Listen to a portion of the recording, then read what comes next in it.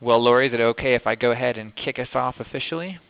Yes, let's do. And I do want to shout out, though, to the few people that have been posting in the chat box where they're from and their weather. Our thoughts are with you if you're cleaning out from Matthew and the hurricane that just happened. Absolutely. I'm glad those folks are with us. Why don't we say good afternoon. Hello, everyone. Good afternoon if you're on the East Coast, I should say. Good morning if you are on the West Coast or somewhere in between. Thanks so much for being here for today's Bloomerang webinar, Advanced Storytelling, Why Talking About Money Helps You Raise More Money. And my name is Stephen Shattuck, and I am the VP. Actually, I'm the Chief Engagement Officer. I almost forgot my title. I'm the Chief Engagement Officer over here at Bloomerang, and I will be moderating today's discussion as always. And just a couple of housekeeping items before we begin. I want to let everyone know that we are recording this presentation, and we'll be sending that recording as well as the slides to you if you didn't already get those. So have no fear if you have to leave early or perhaps you want to review the content afterwards. You'll be able to do that. Just look for an email from me later on this afternoon with the recording and the slides. We'll get that to you, I promise. And as you're listening today, I know a lot of you have already done this, but please be using that chat box right there on your webinar screen. We'll be moderating that for questions. We're going to save some time for Q&A at the end. So don't be shy. Send in any questions or comments our way, and we'll try to answer just as many as we can before the 2 o'clock Eastern hour. And would also love for you to follow along on Twitter. You can use our hashtag Bloomerang or send us a message directly at Bloomerang Tech. I'll be looking at those as well. And if you are listening today via your computer speakers, if you have any trouble with the audio or the video, usually it works a little bit better by phone. If you can dial in by phone for audio, the quality we have found is just a little bit better. Usually these webinars are only as good as your own internet connection, unfortunately. But if you can dial in by phone and you don't mind doing that, just look for that phone number in the email from ReadyTalk and you'll be able to hear us loud and clear. Just in case this is your first webinar with us, I want to say an extra special to you folks for joining us. We do these webinars just about every Thursday at 1 p.m. Eastern. But in addition to that, Bloomerang offers donor management software to nonprofits.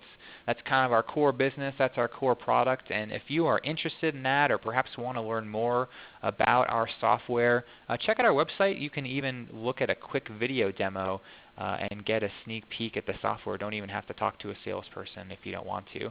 So if you want to learn more, we'd love for you to check us out there. But for now, I'm super excited to introduce today's guest, one of my favorites, one of the most popular Bloomerang webinar presenters. I think this is webinar number 4 for you, Lori. Is that right? I think it's 3 or 4. It is. I'm pretty excited that you've allowed me back that many times. Oh yes, I actually beg Lori to come back every year because everyone always loves the presentation. You all are in for a real treat today. I just want to brag on Lori real quick here. In case you don't already know her, you got to know her. She is a nationally recognized master storyteller and a fundraising culture change expert. She's got over 30 years of experience helping nonprofits raise money. The folks that she has helped have raised over $300 million in Lori's career, and that number is going to grow more and more for sure. She's got a really awesome blog over at her website. It's the Firestarters Weekly blog. She is also the author of 9 Steps to a Successful Fundraising Campaign, and she was the co-author of the Essential Fundraising Handbook for small nonprofits. So check out those 2 books, definitely. She's also a longtime member of AFP, the Association of Fundraising Professionals. She's joining us from beautiful Minneapolis, and I'm just really excited for her to talk all about storytelling. So Lori, I'm going to pipe down and let you take it away, my friend. Thank you so much, Stephen. It's good to hear your voice, and hello to the team at Bloomerang. You know that your software, your work that you do is one of my favorite pieces of tools that organizations can have. So if you are a first-time webinar visitor, do check out what Bloomerang is all about. And I want to just take you in. We're going to talk about what I call advanced storytelling. And it takes you through some maybe some counterintuitive measures for doing your fundraising We'll talk about why when you talk about money more often, you actually raise more money. And I'll thank you again, as Stephen did. I know you're busy, lives are full, so that you carved out some time to be here live is huge. I really appreciate it. And those of you who will be listening to the recording, I know that you'll maybe just do that over a nice cup of tea or an adult beverage and enjoy away. As Stephen welcomed you to post on Twitter, I do as well. I'm on Twitter at Jacobwith, and I use the hashtag IgnitedFR Stories. Ignited Fundraising is my company name. And this is a crazy thing to ask when there's hundreds of you on, but I love to do it because I love to see the chat go zooming past my screen here. So many of you have already said the city that you're in. So if you've already told me your city, don't have to tell me that again, but I do want to know your title. So if you haven't told us what city already, please let me know your title. I'd like to see what's the audience here. We've got executive directors, development directors, communication managers. We've got some board members, grant writers, development associates. Look at that. We've got, oh my gosh, I think every title on the planet. We've got artists. We've got fresh out of college. We've got directors of almost every area. And I'm going to let Stephen work with Kimberly on sound issues there. Thank you, everyone. Assistant Director of the Annual Fund. There we go. Lots of great titles. I have, as Stephen said, the self-given titles of Master Storyteller and Fundraising Culture Change Expert. I'm a speaker and author and trainer. What I do is I help organizations build a strong foundation in the work that you do through your communication. And what that means to me is taking messages and having people hear them in exactly the way that you wanted. This is the main floor of the Community Health Center in Lowell, Massachusetts, the graphic on the screen. I helped them with a capital campaign a number of years ago now, and they had 0 donors when we started. And when we ended the campaign 2 years and 2 months later, they had raised $5 million from more than 3,000 people across the country. They realized their backyard was much larger than they thought. But I've worked with pretty much any mission you can imagine. In my days as working in the trenches, I was executive director of the Juvenile Diabetes Foundation here in the Twin Cities. I was a development director at a couple of different organizations. And I was the president and CEO of an organization called Prevent Blindness America. And at that organization, I, just like everyone else, was tasked with doing a lot right away. And on my desk, in my tiny little office that was actually a closet at the hospital downtown Phoenix, that was donated space, there was a note from a mom, and her name was Paula. She had included a picture of her little girl, Madison. She said, I just want you to know and to tell your volunteers, we thank you so much for the vision screening that you did at her preschool, because I didn't know, but Madison was blind in her left eye. And that knowledge and awareness, she's now patched, she has eyeglasses, her vision is getting better, but we'll tell our story to anyone that you want us to tell it to. And so I learned that story as best I could, but I invited Paula and Madison to go with me different places. We watched Madison grow over the 2.5 years I was there, and we shared her story over and over and over again. Paula and Madison actually became our best fundraisers, and they never asked anyone for money. What I started with is, me. I had the title of president and CEO, but I was supposed to quadruple the dollars that we were raising, and we had started with a single grant given from a community foundation, 12 volunteers, and we were screening eyes at a couple of schools, so very, very tiny footprint. When I left after those 2.5 years, we'd grown to 5 staff, nearly 900 volunteers, and the budget grew largely with contributions from individual donors.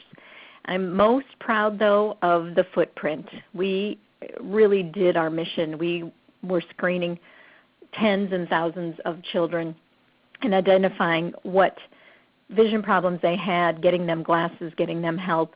And that's when I was hired by the Department of Ophthalmology down in Tucson, and drove to work at that Department of Ophthalmology at the University of Arizona for about a year.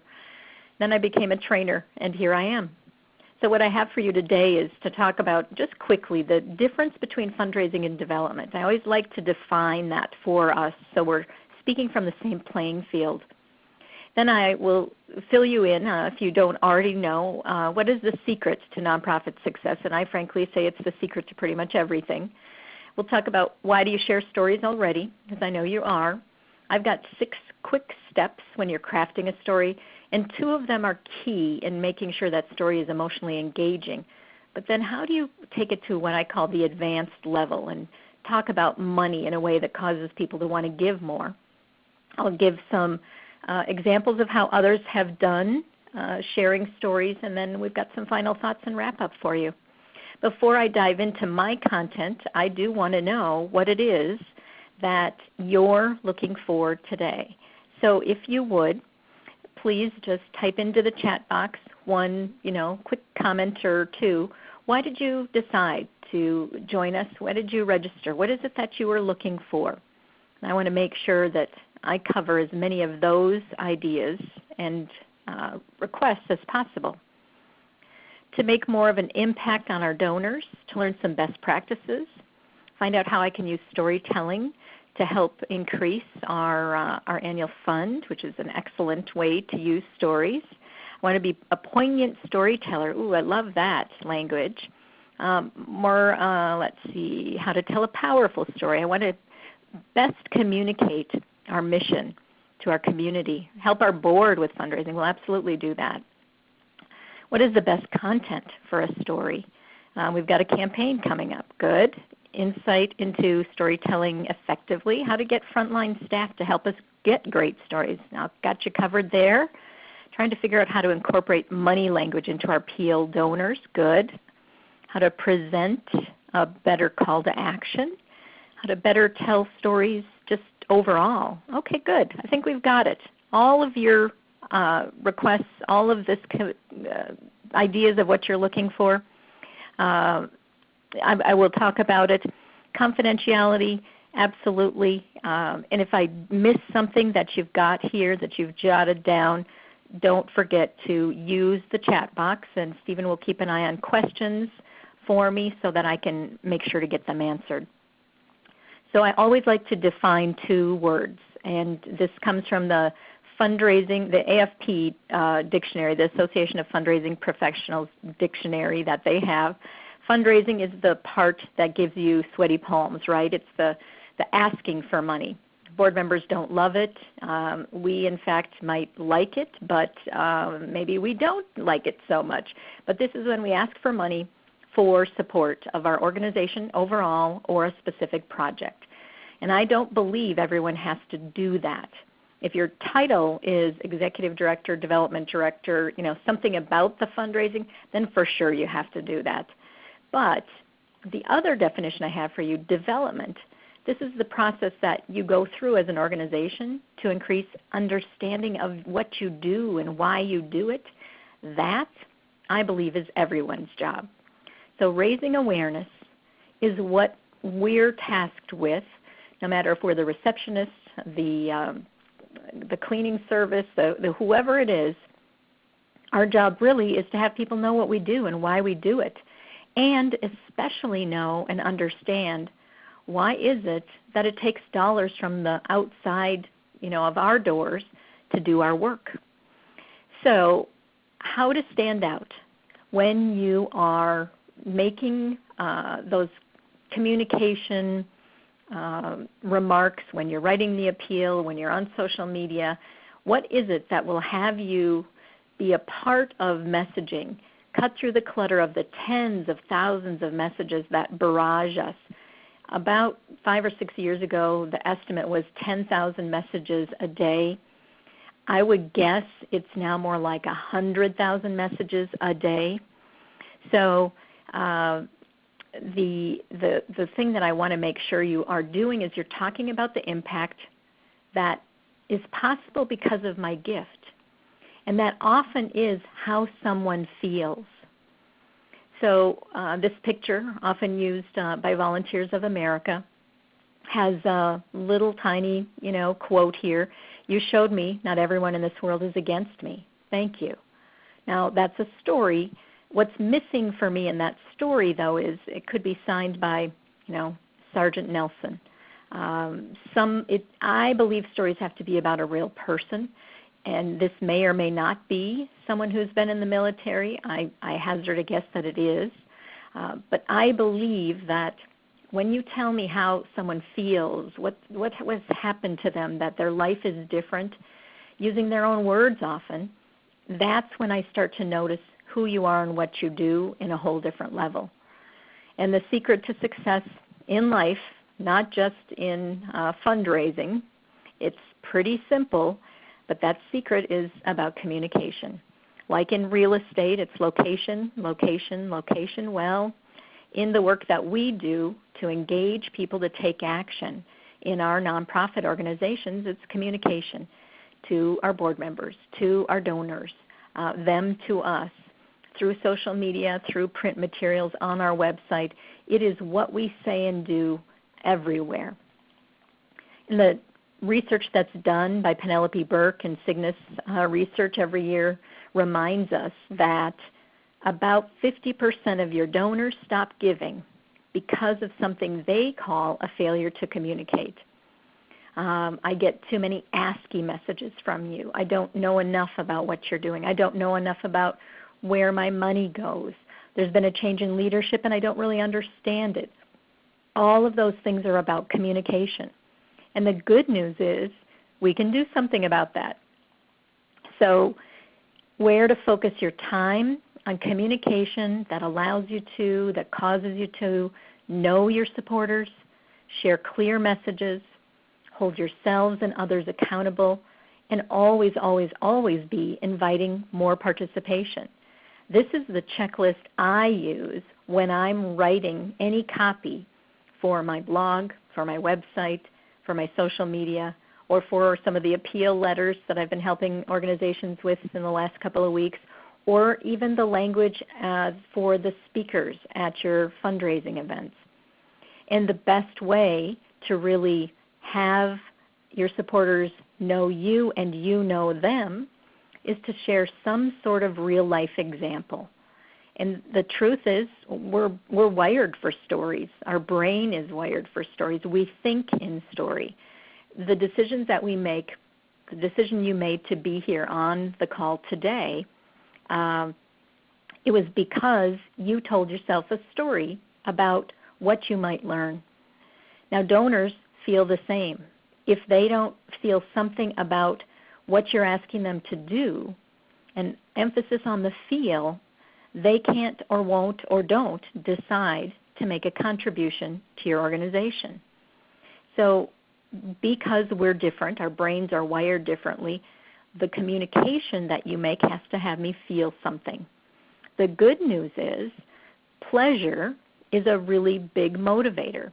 That's the dopamine spurt of energy that you have, that rush in your brain when you get done with the run, or you eat that food that you love, or you read that book or see that movie, or just spend time with someone.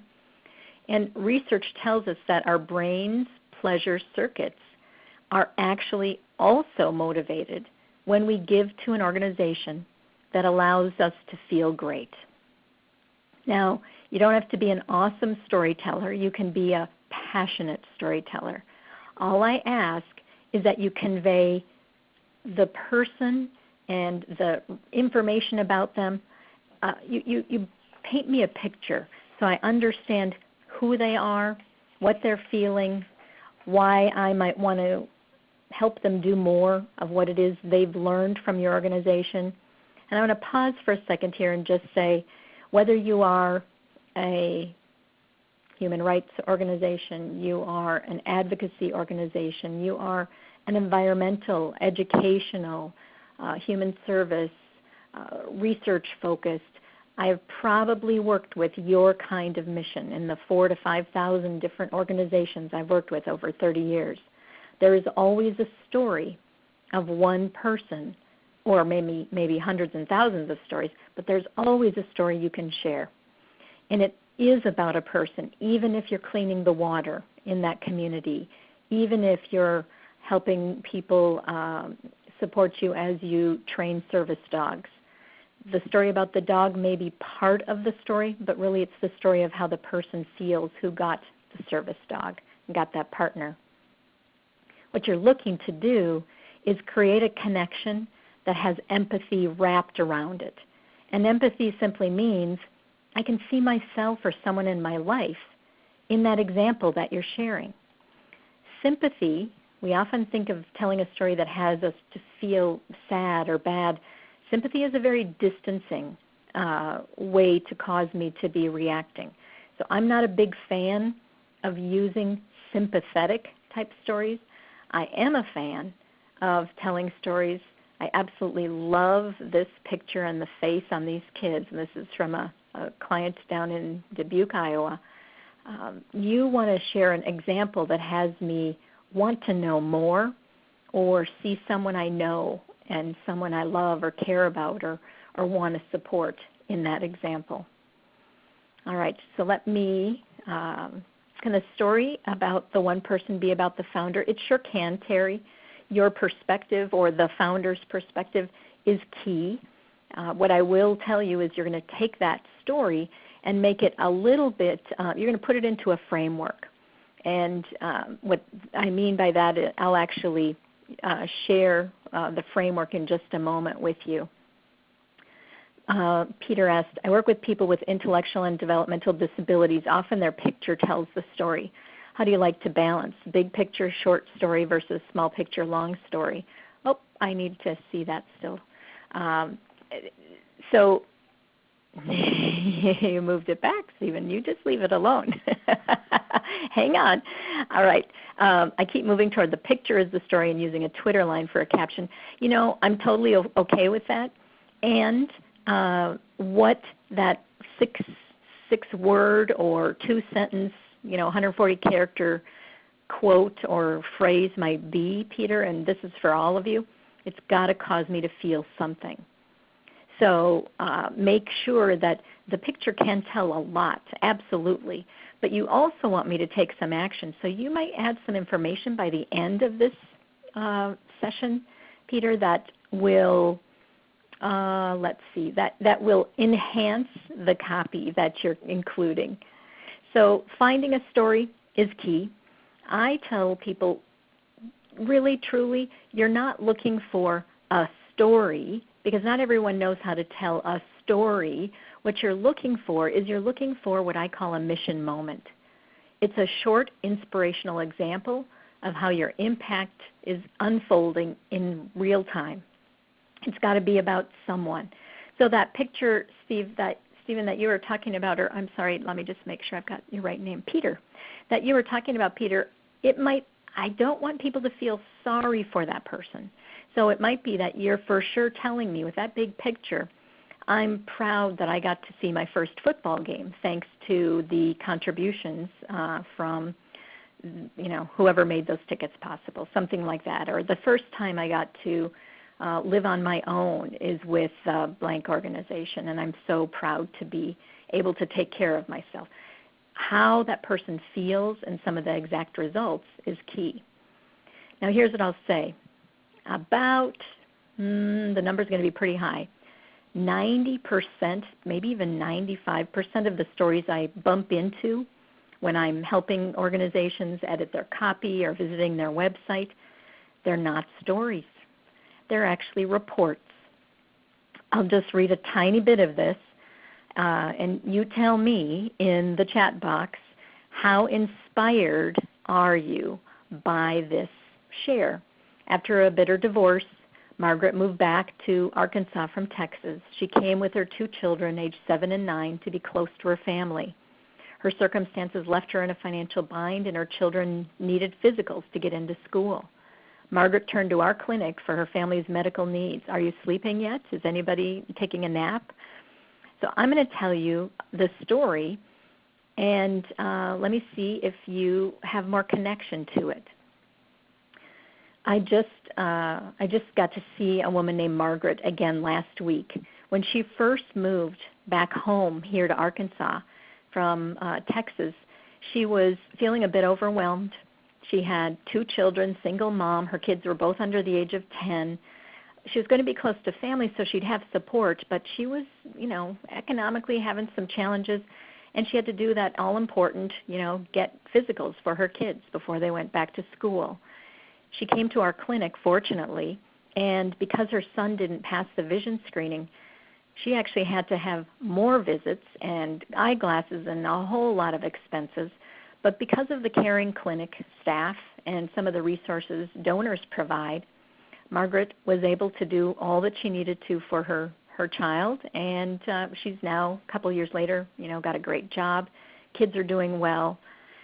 It's more words, but I know more about her the second way that I described it, and hopefully you even connect a little bit because of the way I told the story. So what you're looking for is really go back with a fine-tooth comb and start to notice, are you sharing facts or are you telling a story?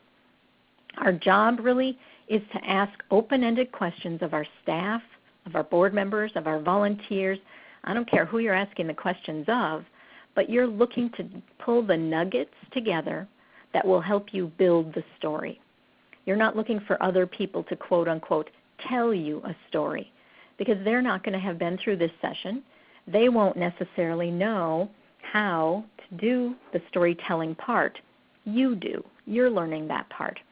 So here's some of the questions you can ask, especially some of your frontline staff. Who is it that you can't get off your mind? Who do you remember from your first week or day, or month on the job here? For some of your clients or some of the folks that are recipients of the work that you do, what was life like before we came into the community and helped clean up the river? What was life like before your son or daughter or father or mother or cousin or whoever it is came through our program? For your donors, I love to know why they gave for the first time, why they continue giving, why do they give their time and their dollars, why do they attend events like performances and give. So you can utilize those examples in your online storytelling, in your fundraising appeal, sharing the very words that you would love to say about yourself through the lens of someone else allows you to brag even more. I like to ask sponsors and vendors, don't forget those folks. Those are people that have stories about why they continue to do work with you as well. Samantha says, going back to the concept of sympathy versus empathy, how do you know when you're so connected to your organization what emotion you're evoking from your readers? Excellent question, and you do want to know. So I would always get an outside, some sort of outside input, but also, Samantha, you're going to train yourself to determine, am I showing this picture and am I writing this phrase as something that's empowering, that's illuminating, that's a feeling concept, or am I sharing it as something for folks to have that feeling of, oh my gosh, I'm so sad that happened? So did you say to someone, the family, everything they had burned in the fire? Well, I feel bad for them. But if you tell it as Julianne got asked by her son Todd, who's about 6 years old, Mom, I have to bring a picture in, a baby picture, for my project at school tomorrow. And Julianne has to tell her son, remember everything burned in the fire. So let's draw a picture, as they taught us to do at the Red Cross. And now we feel a little bit differently. We feel maybe proud that the Red Cross helped them. We feel connected to them because, oh my gosh, well, I don't know what I'd say to my child if they asked for a picture. So you want to train yourself for how do you convey whatever it is you're wanting to convey. I'd like you to get in mind a mission moment. This is a nice picture. You don't know what it's for. It might be Meals on Wheels. It might be something else. But your mission moment is a moment when someone's life is different because of something that happened with your organization. And it's got to be about one person. So jot down for yourself that the name of that person, because I'm going to take you through the steps, really easy steps to take a mission moment and blend it, expand it out into a story. Let me see what Edwin says. He says, I'm an AmeriCorps member working at a nonprofit that's building our fundraising and individual donor support and corporate sponsorship. Got it. So and did you have a question about how to do that? Just let me know. And let's go here to the steps. They're pretty simple and they're really powerful. So you don't want to skip over any of them. And the point is really whenever I'm going to tell a story, I actually do write it down first. And then I practice it a bunch of times and it gets shorter and shorter and shorter. So you want to pick your person, that mission moment person, and what happened, what did they say. What you're going to do is you're going to jot down everything you know about them, hair color, age, height if that matters, braces if that is something that would help me understand more about this child, years of service if it was a veteran. Details are important. Then you write down what I call the exact results. Exact results are things that happened that we could measure. They now have a roof over their head. They're sober. They are employed. They are getting better grades. They have something to eat every day. The water coming out of their faucets is clean. We can measure it. Those are the things that your organization made possible that you talk about. That's part of the return on investment for donors. But here's the next part. The next part is the transformations due to your involvement that will cause you to write a story that's more engaging because it's got some feeling words in it. So the transformations are things like felt safe for the first time, doesn't feel so isolated, isn't angry, isn't walking into school looking like his body's going to explode from anger. Those descriptive words, I like you to circle how many you have in your story. And my goal is for you to have a minimum of 5. The placement of those words is really key. You could talk about someone having arthritis, or you could talk about the fact that their hands are really gnarled. When they have to get out of a chair, they move a lot slower. Words that have me see the person you're describing are much more helpful, are much more easy for me to connect to. So just type into the chat box, what's a couple of word phrase that you would use to describe your mission moment person? Similar to the words that I've got on the page here. Those words, I want to see a couple of them because it may be that some of them aren't as descriptive as you're thinking, and I want to make sure that we're diving into as deep of an emotionally connecting descriptive words as we possibly can. At this point, people are often saying, I don't know what a descriptive, I don't want to write the wrong one. Contagious smile is good. Smiling confidently ear to ear even would be great, Camilla. Raw and bleary-eyed single father. Oh, I get that. Became enlightened, feels the power of education. I'm not sure. Became enlightened, I don't know exactly what that means, Rebecca, so maybe you want to say feels like their future is wide open because of the education they've received. Infectious personality. Yep, great. Lonely, no friends or family. Lonely might be even described in a little more detail. Even feels alone in a crowd because they aren't comfortable talking to anyone. And in fact, they don't have anyone. Your child has cancer. Emotionally connecting, how would I expand that? Hearing the words your child has cancer, that's emotionally connecting. That makes more sense. I found my people, exclamation point. Love that, Terry. Eyes dancing with joy. Yep, you guys got it. So that's what I'm looking for, something that paints the picture. Shy, cried, and hands shook when they first touched the computer, and proudly smiled when she reported her first job. Ooh, these are good, very good. All right, you've got this. So then you fit the story as you've been writing it. You fit it into a framework I'm going to show you. Then you have to share it. You have to talk it out loud. I say it to the mirror in front of me, here in front of my desk, or to my spouse, or to the plants, or to the windshield when I'm driving. And you want to then experiment with using it in various formats, shorter, longer.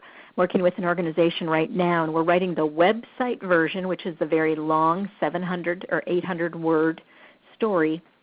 Then we're writing the e-blast version, which is about 150 words or less. Then we're writing the Twitter version, and then we're writing the 6-word version. So we're making sure we have all formats covered, but you want to share it often. The same story can be shared over and over and over again. This is the format I use. This is from an ebook that you can download if you'd like to. It's 2 of the 10 pages that are in the ebook is a template to write the story. And I use this template even when I'm coaching someone to give a speech and be a testimonial person, or when I'm coaching staff to tell me some of the details about a story, especially frontline staff. So let me tell you about their life. Here's what they had a life of, or this is what life was like in their community, in their neighborhood, in their house. Here's why they found their way to us. Here's how they felt before they got here and now how they feel. What happened because they were a part of our program is, and that's where you fill in those exact results and the transformations and use those descriptive words. And because of whatever those examples are of your work or that program, always be using their name often. Here's where they are now. We're going to add to this in a moment to create what I call the advanced story. But before we do that, I just want to make sure that you understand the report is short, very factual. Mrs. Lee is one of our subscribers to our theater series. She's been a part of our theater family for many years. She loves our performing arts, da-da-da-da-da. Or you can talk about the first day she ever saw a live performance and how that lit her up to bring her children to the People's Theater, her grandchildren. And she tells you today going to the theater is better than any rehab or medication that they can, prescribe for her now at 72 years of age. That she loves the fact that attending performances is where her memories have been made with her family and dreams were talked about and where they felt passion. So the important thing to remember is the descriptive words, the kind of messages you're wanting me to understand is how someone feels because of what your work is doing. All right, now we're going to get into what I call advanced storytelling and the secret sauce that I have for you. What I think has me stand out differently from other people's storytelling training is the fact that I really focus on the head and the heart. So people do want to know some information. They want to know some things about costs. They want to know some things about what it takes to do your work. I'm not a big fan of using the word need, so you'll watch that I don't use that very much. But I know and have observed and have coached and trained that talking about money will help you raise more. So before we dive into that, let me get back to a couple of the questions here. It looks like I'm going to change this over to a question. We're a counseling organization for abused women. We provide validation, hope, and healing. The work is long-term, and success is measured by individual growth. We don't think a story is powerful enough that shows that we helped a woman learn coping skills, sift through options, gain hope. What impact would be compelling without just telling too much of the backstory? Also, donors could recognize a real story in our community. So there's a couple things you can do, Allison, especially in a small community. In a picture, you can always use a silhouette. You can also tell folks that we tell compilations of stories to keep our the folks that we're telling stories about confidential. However, on Tuesday of this week, one of the organizations that my spouse and I have supported for about maybe 15 years is the Domestic Abuse Project. And I get a chance to work with them on what stories they do share.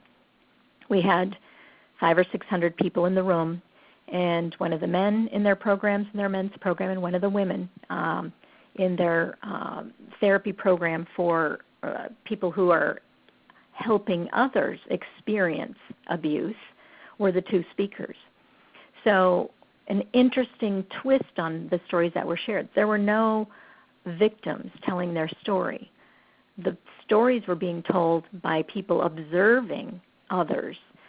The mom who adopted 3 foster children who had been victims of horrible abuse, she told about secondary trauma. She told about what she experienced and then what she helped her children go through the services of the organization. And we got a chance to hear that whole spectrum of not just a one-day fix, but a whole lifelong way of learning how to make choices differently. And the same from the gentleman, Brian, really powerful story about what he learned from having to go to anger management program that was sponsored by this organization. So you can tell different perspectives of your story and have it be as clear about the longevity and the depth of what it is you are talking about versus just telling a story of the victim. I hope that helps a little bit.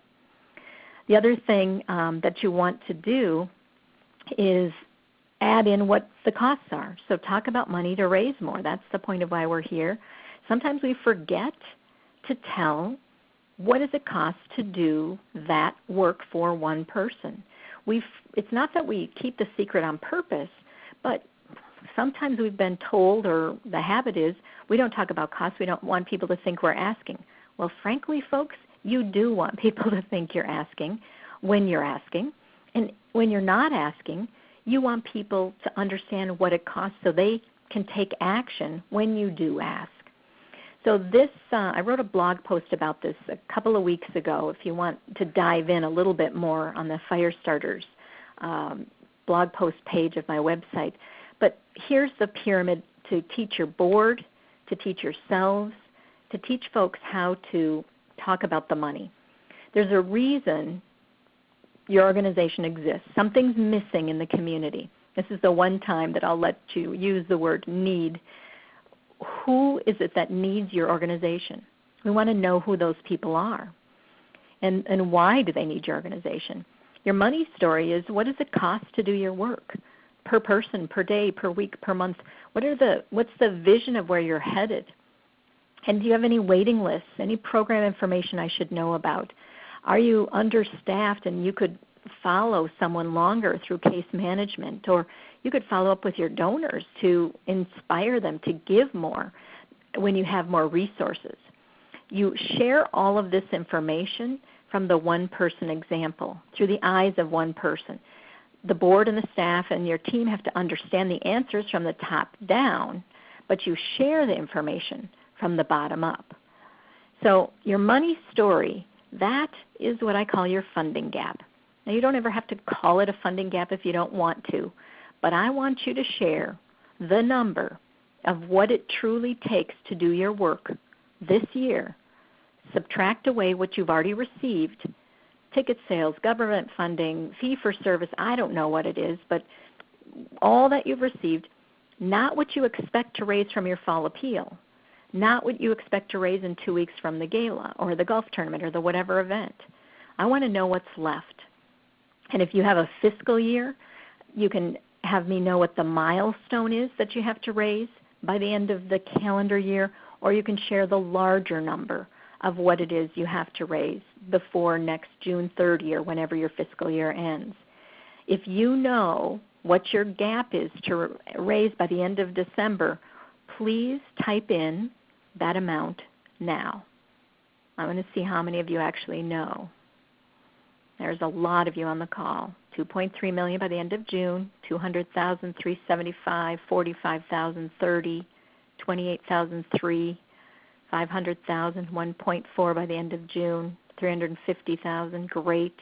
All right, great. You guys are doing, you know. If you don't know, and some of you aren't typing in, pledge to find out as soon as possible. I love that so many of you know. Some of the folks often tell me when they're on this, you're pledging? All right, thank you. I appreciate it, Terry. You're scared to tell the number. You're scared you'll cause people to, shy away because they think you're not a well-run organization. You've got so much to raise. We never talk about money. How do we tell people about a gap without scaring them away? Well, the truth is you've always had a gap every year, even the year you were founded.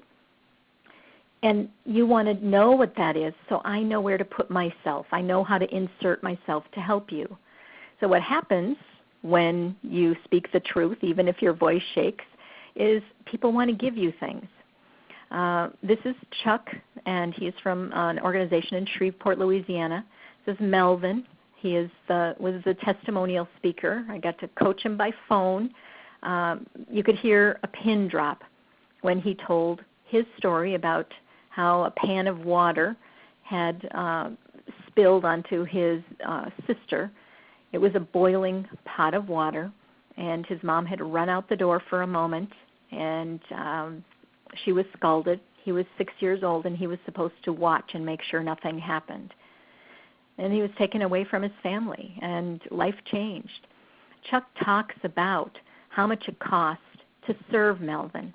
He talks about the program, the after-school program. It costs about $14 a week to serve someone like Melvin. But every year, the gap they close between what the reimbursements are and what it really costs is about $42,000.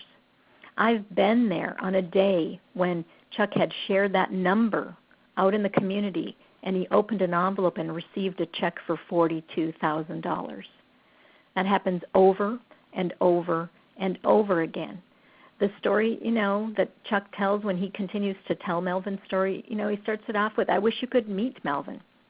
When he came to us, he would talk about the organized chaos of his life, and he goes on to tell a little bit of his story, not so we feel sorry, but so we're proud that he actually graduated at the top of his class thanks to the after-school program.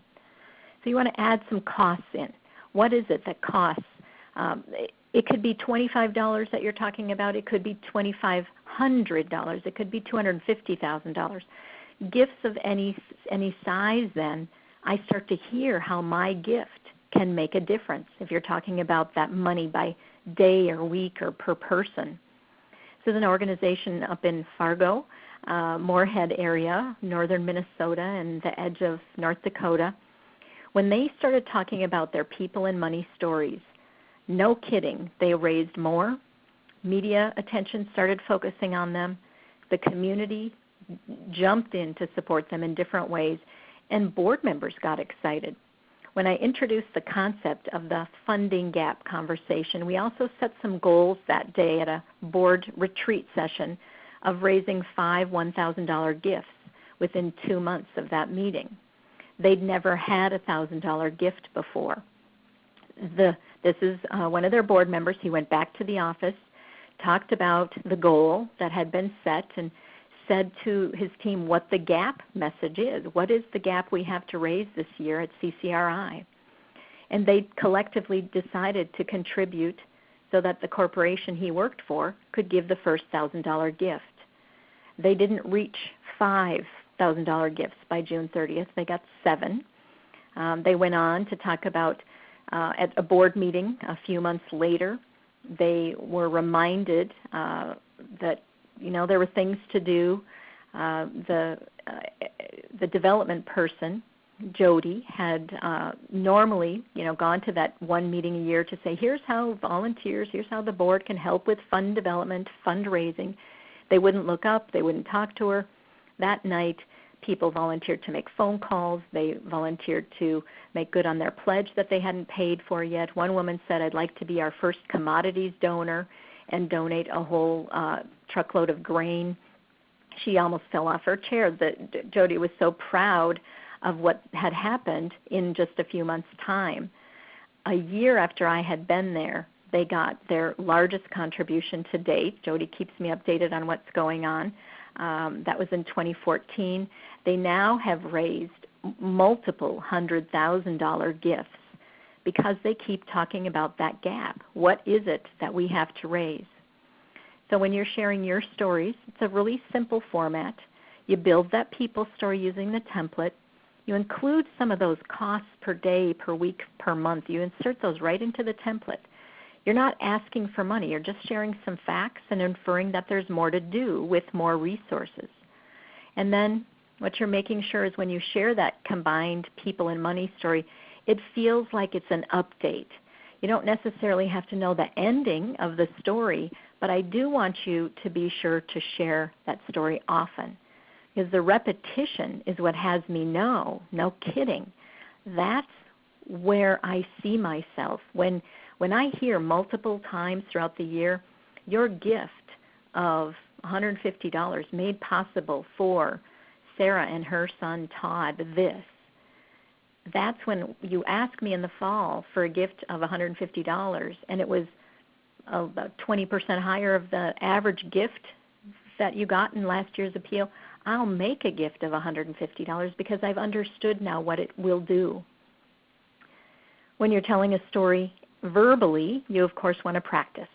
When you're writing a story, you want to write it, read it out loud, and then whittle it away so it becomes a story that has the feeling and the essence attached to it and the picture painting versus the factual reporting.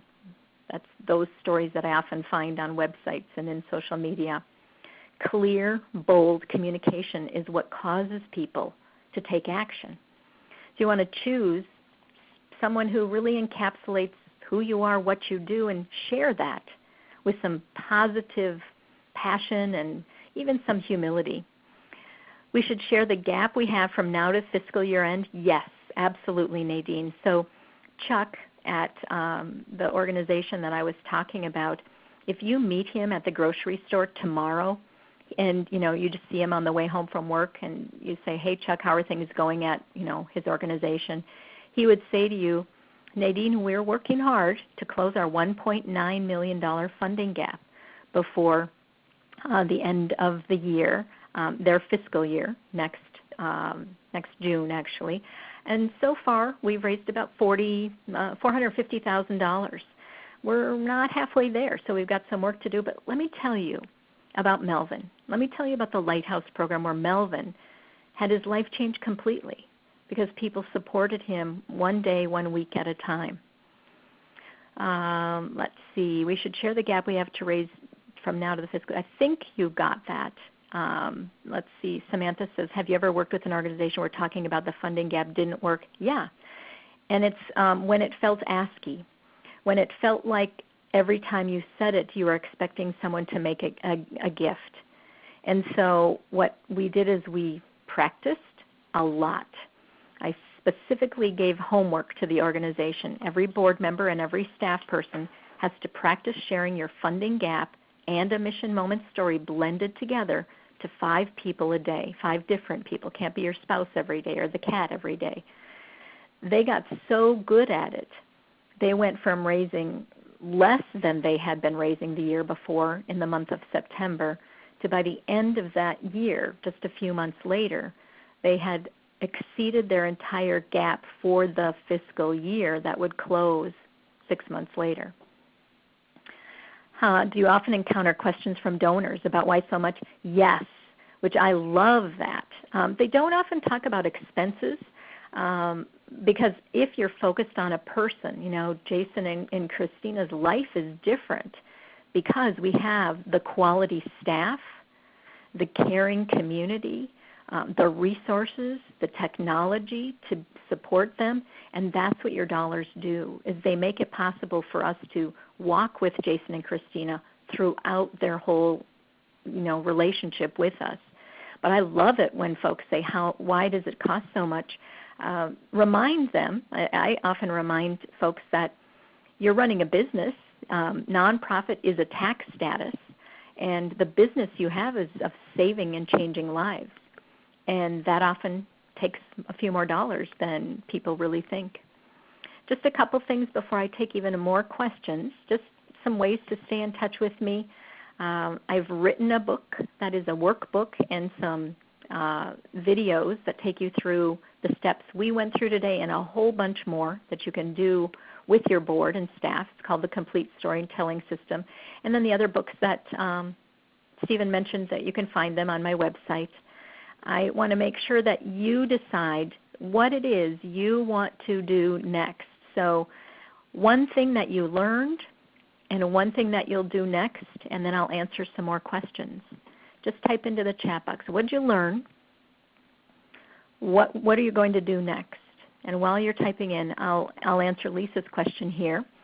Can a compelling story ever come from people who are still waiting to be helped? Absolutely. It does not always need to be your beneficiaries. Here's the thing. You can talk about if you weren't there, what would life look like? You can tell about what this person has been on our waiting list for 2 years. I work with an organization that provides housing for folks with HIV and AIDS, and they always have between 200 and 300 people on their waiting list, even as they're building new housing. So every year they share one of the stories or two of the stories of people that are on their list and what their life is like. Oh, I love all the things you learned. Look at this, Stephen. Aren't we proud? Yay. Empathy versus sympathy. Tell more stories. Talk about the funding gap. Repeat the same story. It's powerful. I want to know what that person's life is like later, you know. When is the right time and frequency to ask for money, especially in emails, Facebook, with short attention spans? So great question. Here's what I'll tell you, Kelly, and everybody.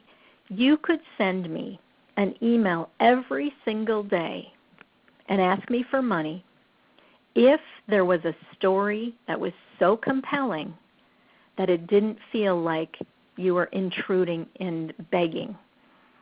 You could ask me too little, but you can't ask me too much if you're teaching me something about your work and the message is compelling.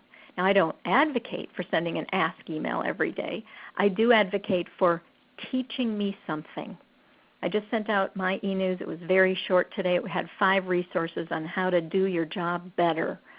One of them was a template you could download to write emails, subject line in the body of the email that I found in my digging around on social media. If you're teaching someone about your work through the stories you're sharing, always include the donate button at the bottom. But make sure that in this time of year, you are telling compelling stories. What does it cost? Why you do your work is because of those people in the community. And then let me know how I can make a difference. We could do a whole another hour and we won't, but the language really, of course, needs to be about them, the donor, the listener, the person that you're talking to through social media, in person. The more you're talking to me as if, just like I am talking to you, I don't see all of the hundreds of you here in my room, but I am looking at your names. I'm looking at the words you're typing in, and I hope you feel like I'm talking just to you, because I am.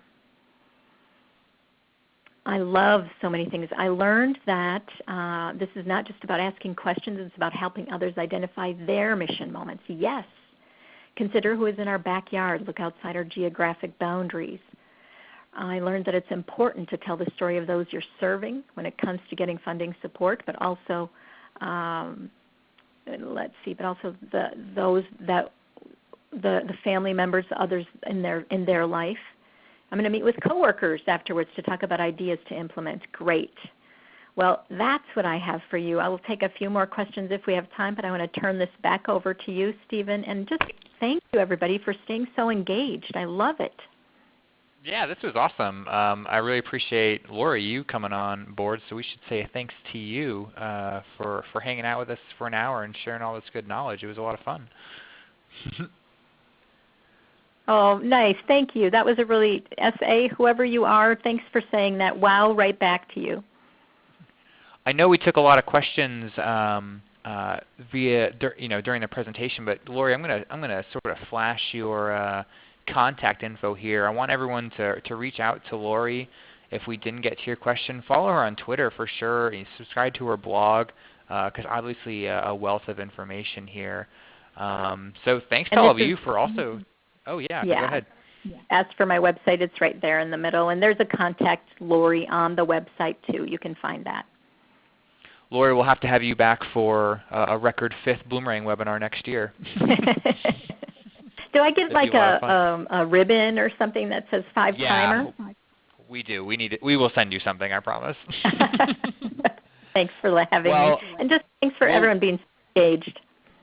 Yeah, it was a lot of fun. And we'll be sending the slides and the recording later on this afternoon. So I'll get those to you today. Don't worry about it at all. Lots of great resources on our website as well. You can find a lot of cool downloadables and more webinars. We've got a really great webinar coming up in a couple weeks.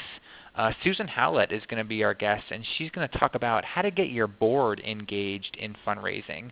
I bet your board can help out with a lot of the things that Lori talked about today. So if that looks interesting to you, we'd love for you to register for that so that we can see you again.